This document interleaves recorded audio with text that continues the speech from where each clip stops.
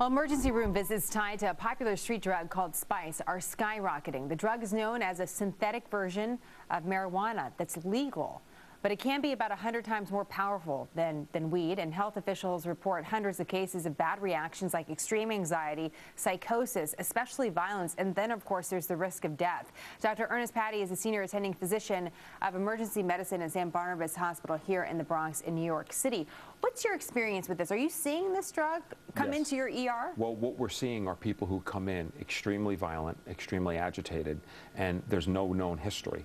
So we have to assume from the beginning that some of them are on some type of a drug like this, a synthetic drug. Just so our viewers know, state poison control centers, just in the first several weeks of this month, received more than 1,000 reports of this drug being used, coming up in different cases, and that's way higher than the first 3 months of this year. So this is something where there is definitely a trend here.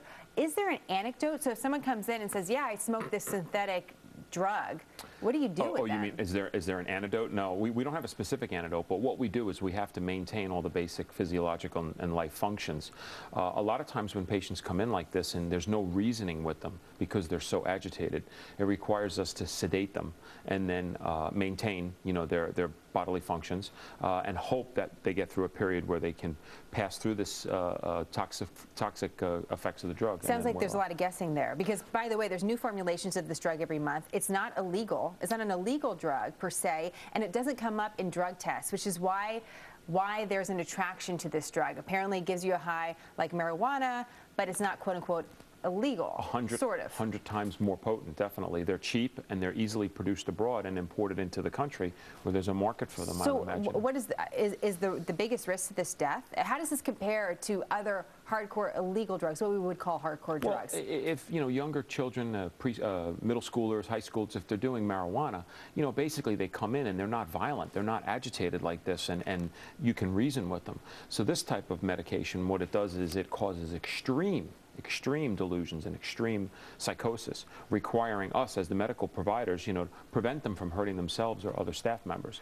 One medical professional that was quoted in a New York Times piece says this: it's not, hey, I smoked this thing, I don't feel well. It's, this guy is trying to tear up the ER. We have him locked down in restraints. We don't know what he's taken. What do we do? So many times what we do is we have to put them in a medically induced coma, which is a term that you're probably familiar with, put them on life support, and have them pass through the acute phase of this. I think the big takeaway for this, though, is just because it's not illegal doesn't mean it's safe.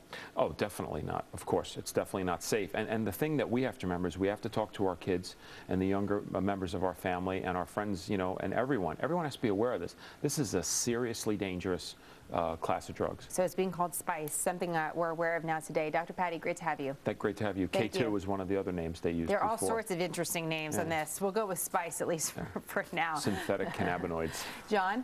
Scary stuff.